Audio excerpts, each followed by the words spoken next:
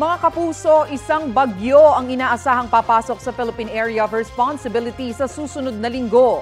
Ayon sa Pag-asa, manggagaling ang nasabing potensyal na bagyo sa silangan ng Visayas-Mindanao area at posibleng tumbukin ang Southern Luzon.